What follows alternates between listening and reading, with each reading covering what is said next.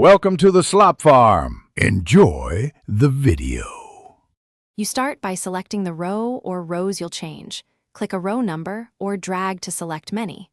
Once selected, look at the current pixel height so you can compare before and after.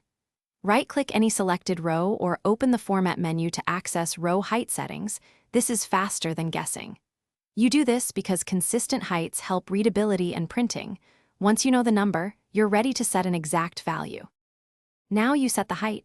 Choose Resize Rows and type a pixel value, or opt for Fit to Data to let Sheets auto-adjust.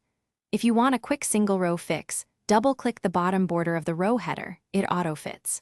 For multiple rows, enter one pixel value to keep them uniform. This prevents uneven visual flow. Make sure to check wrapped text and merged cells because they change how Fit to Data behaves and can force taller rows. Finish by scanning the sheet. Verify wrapped text and merged cells didn't force unexpected heights. Once done, use Print Preview to confirm how rows will print. Make adjustments if lines are cut off. If something looks wrong, undo with Ctrl+Z or re-enter the prior pixel value you noted earlier. One key troubleshooting tip: if a row won't shrink, check for hidden line breaks or trailing spaces in cells.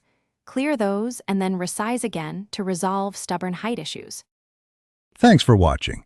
Consider subscribing if we helped you today.